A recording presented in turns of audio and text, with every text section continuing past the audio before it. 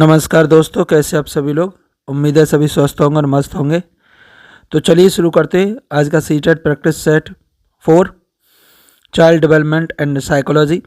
और मैं आपको बता दूं कि इसमें अति महत्वपूर्ण प्रश्नों को समाहित किया गया है। Very very important.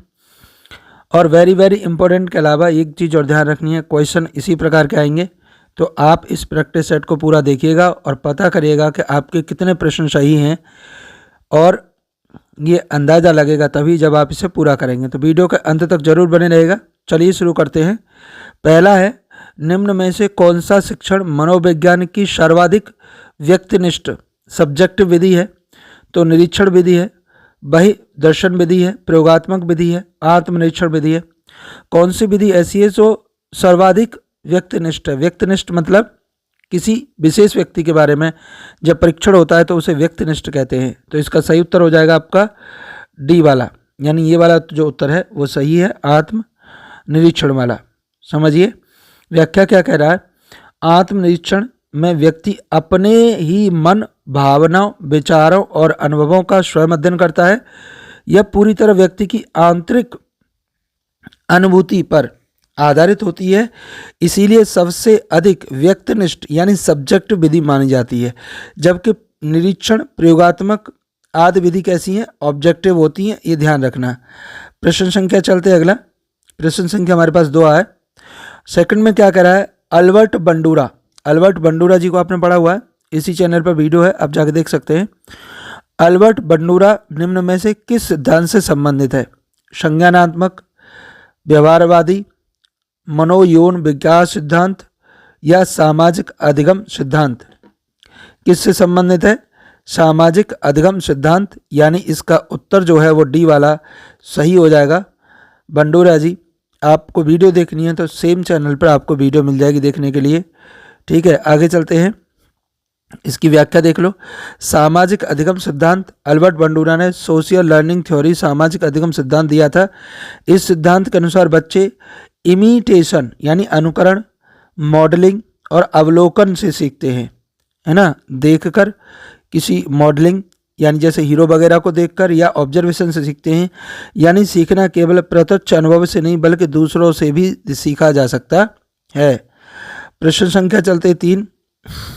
अधिगम वक्र, लर्निंग कर्व में प्लेटो किस कारण से उत्पन्न होता है। प्लेटो किस कारण से उत्पन्न होता है। थकान से होता है, प्रेरणा से होता है, रुचि से होता है, परिपक्वता से होता है। तो प्लेटो का मतलब होता है कि जब लर्निंग वक्र सीधा न जाकर स्ट्रेट न जाकर, मतलब आप लगातार न सीखकर इस तरीके से आ रहे हैं, तो इसे हम प्लेटो कहेंगे। ये प्लेटो लिखा, प्लेटो मतलब धरातल आ गया, सीधा जा रहा है, लर्निंग हो नहीं रही है। तो इसका मुख्य कारण हो सकता है थकान की वजह से जो है वो हमारा लर्निंग वक्र जो है प्लेट्यू यानी समतल में बदल जाता है।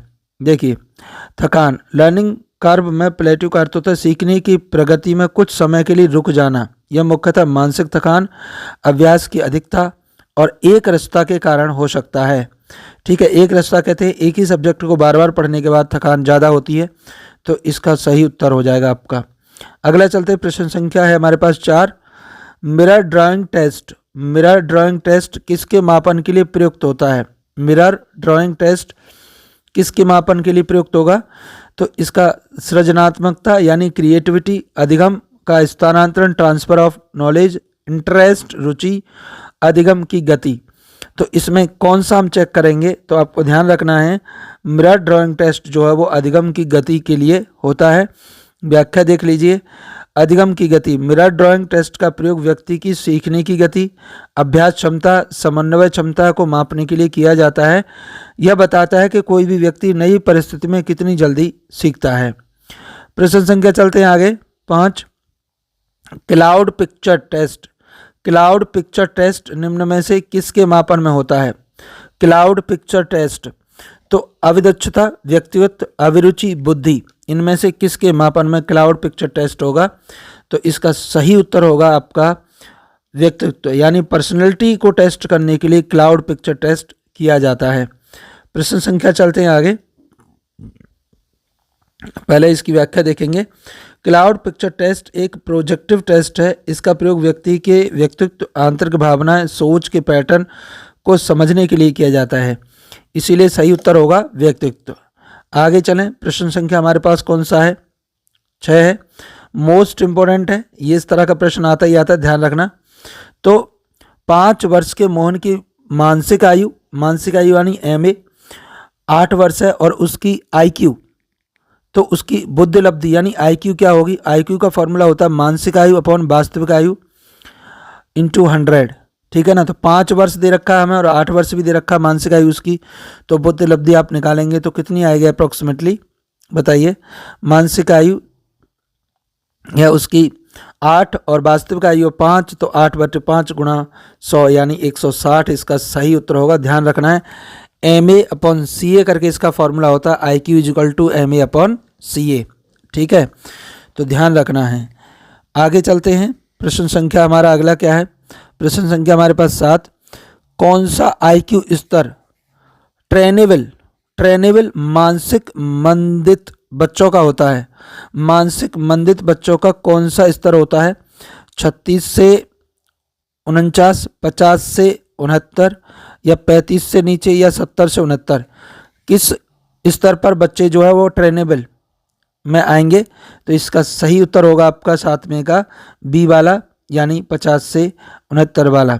समझिए, यहाँ पर कुछ क्राइटेरिया दे रखे हैं। अगर 70 से 79 तक है तो बॉर्डर लाइन में माना जाएगा, 50 से 59 तक है तो ट्रेनेबल में आएगा, और 36 से 49 वाला एजुकेबल में आता है, 35 से कम वाला सर्व या प्रोफाउंड में आता है। इसीलिए उत्तर हमारा 50 से 59 वाला उत्तर सही होगा। प्रश्न संख्या चलते हैं आगे। रॉशार्क इंक ब्लॉक टेस्ट किसके मापन के लिए प्रयुक्त होता है? रुचि के लिए, बुद्धि के लिए, अभिक्षमता या व्यक्तित्व? कौन सा इनमें से ऐसा है जिसके लिए टेस्ट करते हैं? तो इसका D वाला जो उत्तर है वो एकदम सही हो जाएगा, यानी पर्सनैलिटी के लिए। आगे चलें, इसकी व्याख्या देखें पहले। व्यक्तित्व, रॉशार्क टेस्ट एक प्रोजेक्टिव पर्सनैलिटी टेस्ट है। इसका प्रयोग व्यक्तित्व, भावनात्मक संरचना, अवचेतन प्रवृत्ति जानने के लिए किया जाता है। प्रश्न संख्या चलते हैं 9, निम्न में से कौन सा विस्मृति का कारण नहीं है? विस्मृति कहते हैं फॉरगेटिंग, भूल जाना। मानसिक संघर्ष होता है, याद रखने की इच्छा, स्मरण की दोषपूर्ण विधियां, अपूर्ण अधिगम। तो कौन सा कारण ऐसा नहीं है जो भूलने में हमारी सहायता करता है? तो याद रखने की इच्छा। जब हम याद रखने की इच्छा रखेंगे तो जाहिर सी बात है उससे हम भूलेंगे ही नहीं, तो B वाला उत्तर इसका सही हो जाएगा। प्रश्न संख्या चलते हैं आगे, इसकी व्याख्या देख लीजिए पहले। विस्मृति के कारण होते हैं कौन कौन से? मानसिक संघर्ष, अपूर्ण अधिगम, दोषपूर्ण स्मरण विधियाँ, है ना। या तो मानसिक संघर्ष ज़्यादा है, व्यक्ति की मानसिक प्रेशर ज़्यादा है, या उसने पूर्ण अधिगम नहीं किया है, या उसकी विधि गलत है। लेकिन याद रखने की इच्छा विस्मृति का कारण नहीं हो सकती है, बल्कि स्मृति को मजबूत बनाती है। प्रश्न संख्या चलें आगे। वह विज्ञान जो संख्यानात्मक आंकड़ों को संग्रहित, वर्गीकृत, प्रस्तुत, तुलना और व्याख्या करता है कहलाता है। वह विज्ञान जो संख्यानात्मक आंकड़ों को संग्रहित कर, वर्गीकृत, प्रस्तुत, तुलना और व्याख्या करता है कहलाता है। ज्यामिति कहलाएगा, गणित कहलाएगा, प्रायिकता कहलाएगा, सांख्यिकी कहलाएगा? बताइए सही उत्तर कौन सा हो जाएगा? सांख्यिकी। सांख्यिकी में आंकड़ों को संग्रहित, वर्गीकृत, प्रस्तुत या उनकी तुलना की जाती है, तो इसका 10वां उत्तर सही हो जाएगा। आगे चलते हैं, उत्तर में कह रहा है स्टैटिक सांख्यिकी का कार्य क्या होता है? डाटा कलेक्शन करना, क्लासिफिकेशन करना, प्रेजेंटेशन करना, कंपैरिजन करना, इंटरप्रिटेशन करना, ये सभी इसी के उदाहरण हैं। आगे चलें, प्रश्न संख्या हमारे पास क्या है? 11, निम्न में से विषम कौन सा है? निम्न में से विषम कौन सा है? विषम मतलब इसमें से रॉबिन्स टेस्ट है, 6PF टेस्ट है, ड्रॉन अ मैन टेस्ट है, या TAT है। एक बाकियों से अलग है, जो अलग है वो आपको लगाना है। तो बाकियों से अलग जो है वो B वाला है। इसका पता हमें व्याख्या में चलेगा। तो व्याख्या क्या करेगी इसकी? देखिए, जो B है यानी 16PF, तो ये पर्सनालिटी फैक्टर टेस्ट है, व्यक्तित्व परीक्षण के लिए, जबकि रॉबिन्स टेस्ट बुद्धि का है, ड्रॉ मैन टेस्ट भी बुद्धि का, और TAT भी व्यक्तित्व परीक्षण के लिए है, लेकिन व्यक्तित्व परीक्षण में यह वर्गीकरण में अलग है, इसीलिए विषम होगा 16PF। ठीक है जी। तो इसका उत्तर हो जाएगा हमारा बी वाला। पर्सनालिटी फैक्टर टेस्ट है और इसमें फैक्टर नहीं होता, ये ध्यान रखना है। प्रश्न संख्या है हमारे पास 12। 12 में क्या कह रहा है, 7, 8, 9, 10, 11, 12 का माध्य का क्या होगा, ये की होना चाहिए कि माध्य का क्या होगी, तो 10 होगी, 9 होगी, 9.5 होगी और 8 होगी। तो माध्य का सीधे फॉर्मूले से निकाली जाती है। उत्तर देख लेते हैं इसका क्या है, तो इसमें सी आएगा। पहले हमें क्या करना है, पहले हमें क्रम में लगाना है, 7, 8, 9, 10, 11, 12 लगाना है। कुल संख्या कितनी है, 6 है, सम है। तो सम के लिए जो फॉर्मूला होता है, दो बीचों की संख्या को औसत निकालना है। 9 और 10, 10 को 2 से डिवाइड कर देंगे तो आंसर आएगा 9.5। ये सम के लिए होता है। आगे चलते हैं, प्रश्न संख्या 13। अंतर्दृष्टि इनसाइट सिद्धांत किसने प्रतिपादित किया था, हैगार्ट ने किया था, गेस्टल्टवादी मनोविज्ञान ने किया था, स्किनर ने किया था, थॉर्नडाइक ने किया था, किसने किया था। उत्तर 13 का सही उत्तर बताइए। गेस्टाल्टवाद मनोवैज्ञानिक स्किनर, थॉर्नडाइक, किसने ये किया था। तो इसका सही उत्तर हो जाएगा, सही उत्तर हमारा 13 का बी, गेस्टाल्टवादी मनोवैज्ञानिक। ठीक है, तो इसमें ये समझना है कि गेस्टाल्टवादी मनोवैज्ञानिक इनसाइट थ्योरी का प्रतिपादन गेस्टाल्ट साइकोलॉजिस्ट ने किया था। इनके अनुसार सीखना अचानक समझ होती है, संपूर्ण स्थिति को पहचानना समस्या का संरचनात्मक समाधान से होता है, न केवल ट्रायल और एरर से। आप कमेंट सेक्शन में बताइएगा ट्रायल और एरर थ्योरी किसने दी थी। प्रश्न संख्या चलते हैं आगे। मैकडूगल के अनुसार प्रत्येक प्रवृत्ति किससे संबंधित होती है।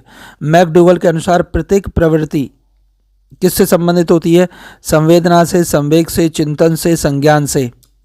किससे संबंधित होगी, तो इसका सही उत्तर हो जाएगा संवेग से। किससे संबंधित होती है, संवेग से संबंधित होती है।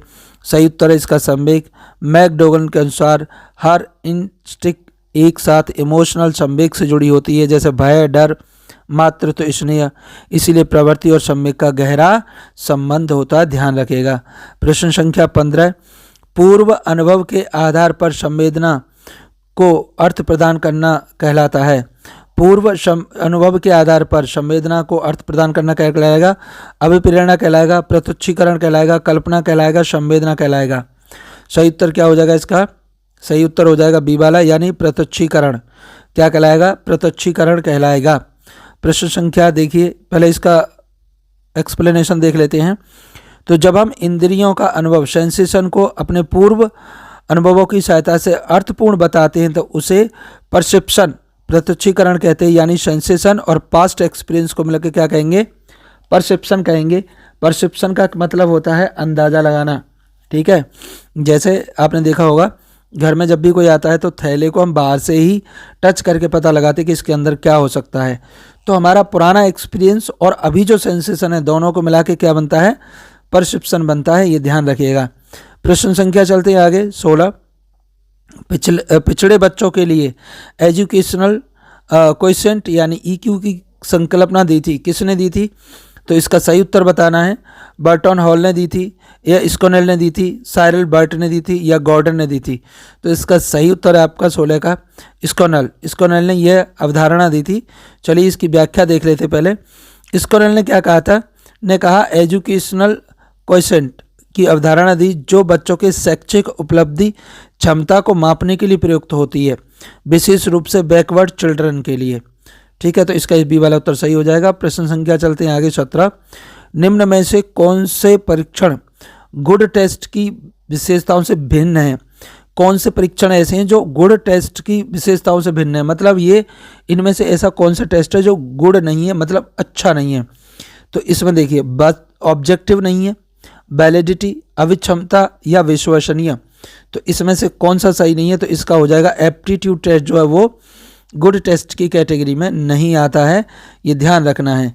व्याख्या देखिए, एप्टीट्यूड गुड टेस्ट की विशेषता होती हैं ऑब्जेक्टिव, वैलिडिटी, रियलिटी और प्रैक्टिकलिटी। तो एप्टीट्यूड अवय क्षमता जो है एक गुण नहीं बल्कि क्षमता है, इसीलिए बाकियों से भिन्न होगा।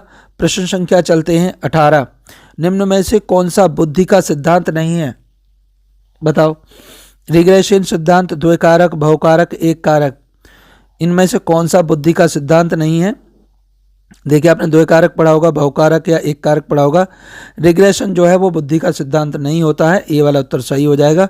व्याख्या देख लीजिए, व्याख्या में रिग्रेशन सिद्धांत बुद्धि के प्रमुख सिद्धांत हैं, यूनिफैक्टर, टू फैक्टर, मल्टी फैक्टर, और रिग्रेशन थ्योरी बुद्धि का सिद्धांत नहीं होता है। तो यही वाला उत्तर हमारा सही है। प्रश्न संख्या 19, निम्न में से नलिका वाहिनी डक्टलेस ग्लैंड नहीं है, तो ऐसी कौन सी ग्लैंड नहीं है जिसमें डक्टलेस होती है? तो लार ग्रंथि, पीयूष ग्रंथि, थायराइड ग्रंथि, एड्रिनल ग्रंथि। बताइए इसका उत्तर सही क्या होगा? तो लार ग्रंथि में कोई भी डक्ट नहीं होती है, लार आपके सीधे मुंह में सीक्रेट होती है, बाकी इनमें डक्ट होती हैं, ध्यान रखना है। तो उत्तर जो है पहले वाला सही हो जाएगा। ठीक है, तो डक्टलेस ग्लैंड्स में पिट्यूटरी, थायराइड और एड्रिनल। सलावरी ग्लैंड्स डक्ट नलिका युक्त डक्ट ग्लैंड है, इसीलिए इसका उत्तर हो जाएगा लार ग्रंथि। सलावरी ग्लैंड्स इसका अंततः उत्तर सही है, ये ध्यान रखना है। आगे चलते हैं। प्रश्न संख्या हमारे पास कौन सा है? 20, प्याजे के अनुसार संज्ञानात्मक विकास की दूसरी अवस्था कौन सी है? संज्ञानात्मक विकास की दूसरी अवस्था कौन सी है? तो इसका उत्तर कौन सा सही होगा? चलिए, पूर्व संक्रियानात्मक, औपचारिक, ठोस संक्रियानात्मक, संवेदी, गतिक। सही उत्तर बताइए। तो सही उत्तर है इसका पूर्व संक्रियानात्मक, प्याजे। अगर प्याजे के बारे में आपने नहीं पढ़ा है तो इसी चैनल पर जाकर पढ़ सकते हैं, उनकी वीडियो उपलब्ध है। आगे चलते हैं। प्रश्न संख्या है हमारे पास, पहले इसकी व्याख्या देख लें। तो प्याजे की जो संज्ञानात्मक विकास की अवस्था हैं वो 0 से 2 वर्ष यानी सेंसरी मोटर, और 2 से 7 वर्ष प्री ऑपरेशनल, और 7 से 11 वर्ष कॉन्क्रीट, और फॉर्मल ऑपरेशन में 11 वर्ष से अधिक आता है, इसीलिए दूसरी अवस्था पूर्व संक्रियानात्मक अवस्था इसका सही उत्तर होगा। आगे चलते हैं। प्रश्न संख्या 21, मूल प्रवृत्ति बेसिक इंस्टिंक्ट की मुख्य विशेषता क्या है? सभी जीवों में पाई जाती है तथा जन्मजात एवं प्राकृतिक होती है। केवल बिल्ली और चूहों में, केवल कलाकारों में, केवल मानव में, किसमें पाई जाती है मूल प्रवृत्ति? तो इसका सही उत्तर होगा सभी जीवों में पाई जाती है, जन्मजात और कैसी होगी? प्राकृतिक होगी। इसका ये सही उत्तर हो जाता है। तो इसकी व्याख्या देख लीजिए। सभी जीवों में पाई जाती है, जन्मजात एवं प्राकृतिक होती है। जन्मजात होगी, प्राकृतिक होगी, सभी जीवों में पाई जाएगी। जैसे भूख, भय, संरक्षण, मातृत्व, ये मूल प्रवृत्ति में आते हैं। प्रश्न संख्या चलते हैं 22, 6 से 14 वर्ष के बच्चों के लिए निःशुल्क एवं अनिवार्य शिक्षा का अधिकार भारतीय संविधान के किस अनुच्छेद में है? 6 से 14 वर्ष के लिए बच्चे के लिए निःशुल्क एवं अनिवार्य शिक्षा का अधिकार भारतीय संविधान के किस अनुच्छेद में आता है? तो इसका उत्तर कौन सा सही हो जाएगा? इसका उत्तर सही होगा आपका, जो उत्तर है वो है आपका इसका सी वाला, यानी अनुच्छेद 21A। अनुच्छेद 21A जो है वो अनिवार्य एवं निःशुल्क शिक्षा का है। बाकी इसकी व्याख्या देख लेते हैं। 21A right to education RTE के संविधान में अनुच्छेद ए में अंतर्गत जोड़ा गया है। यह 6 से 14 वर्ष के बच्चों को निःशुल्क अनिवार्य शिक्षा प्रदान करने का अधिकार देता है। प्रश्न संख्या हमारे पास 23, क्रैचमर ने व्यक्तियों के वर्गीकरण किस आधार पर किया है? पिकनिक के आधार पर, एथलीट के आधार पर, एस्थेटिक के आधार पर, और इनमें से सभी। क्रैचमर ने व्यक्तियों का वर्गीकरण किस आधार पर किया है? इसका सही उत्तर आपको बताना है। तो इसमें सही वाला उत्तर सभी होगा, क्योंकि पिकनिक, एथलीट और एस्थेनिक, इन सभी पर उसने इनका वर्गीकरण किया है। ठीक, तो क्रैचमिचर के अनुसार पिकनिक, एथलीट, एस्थेनिक के आधार पर व्यक्तियों का वर्गीकरण किया जाता है। प्रश्न संख्या चलते आगे। TET टीचर एलिजिबिलिटी टेस्ट का उद्देश्य किसको मापना है? अभिवृत्ति को, अभिक्षमता को, मूल्य को, या बौद्धिक क्षमता को मापना होता है? बताइए। 24 में का सही उत्तर क्या होगा? तो अभिक्षमता, एप्टीट्यूड टेस्ट होता है ये ध्यान रखना है, अभिक्षमता है। तो टेट का उद्देश्य शिक्षक एप्टीट्यूड टेस्ट है, टीचिंग कॉम्पिटेंसी है, पात्रता को मापना होता है, इसीलिए इसका उत्तर होगा अभिक्षमता यानी एप्टीट्यूड। प्रश्न संख्या 25, कंसोलिडेशन थ्योरी संगणन सिद्धांत किसकी व्याख्या करता है? प्रेरणा की, स्मृति की, सृजनात्मकता की, या अधिगम की? प्रेरणा, स्मृति, सृजनात्मकता या अधिगम, कौन सा उत्तर सही होगा? बी वाला उसका उत्तर सही है, यानी स्मृति की। ठीक, तो इसकी व्याख्या देखिए। स्मृति कंसोलिडेशन थ्योरी के अनुसार सीखी हुई सूचना धीरे धीरे मेमोरी स्मृति में स्थायी रूप से संगठित होती है, इसीलिए इस सिद्धांत स्मृति की व्याख्या करता है। प्रश्न संख्या चलते हैं 26। निम्न में से कौन सा शारीरिक विकास को प्रभावित करता है? खेल, व्यायाम, वातावरण, इनमें से सभी, और वंशानुक्रम। शारीरिक विकास को कौन प्रभावित करेगा? तो शारीरिक विकास को जो प्रभावित करेगा वो खेल, व्यायाम और वातावरण। तो सी वाला उत्तर इसका सही हो जाएगा। प्रश्न संख्या चलते हैं आगे, यानी 27। बुद्धिलब्धि IQ की गणना का सही सूत्र निम्न में से कौन सा है? तो अभी बताया था CA/MA इंटू 100, CA/MA इंटू 100, यानी CA Chronicle as upon CA/MA mental as, CA/MA into 100, यानी सी वाला उत्तर इसका एकदम सही हो जाएगा। मानसिक आयु अपॉन वास्तविक आयु इंटू 100। तो ठीक है, मानसिक आयु अपॉन वास्तविक आयु इंटू 100 IQ का वास्तविक फार्मूला है। आगे चलते प्रश्न संख्या कौन सा है हमारे 28। विचारात्मक चिंतन रिफ्लेक्टिव थिंकिंग की चर्चा निम्न में से किसने की? वुडवर्थ ने की, रॉस ने की, ड्राइवर ने की या डेवी ने की? बताइए। विचारात्मक रिफ्लेक्टिव थिंकिंग की चर्चा निम्न में से किसने की है? तो 28 का उत्तर सही होगा, डी वाला, डेवी। डेवी ने रिफ्लेक्टिव थिंकिंग की चर्चा की थी। देखिए, डेवी, जॉन डेवी ने रिफ्लेक्टिव थिंकिंग की अवधारणा दी। इसके अनुसार चिंतन समस्या आधारित तर्क संगत होता है, समाधान उन्मुख होता है, यानी सोचने की वैज्ञानिक प्रक्रिया होती है। प्रश्न संख्या चलते आगे 29।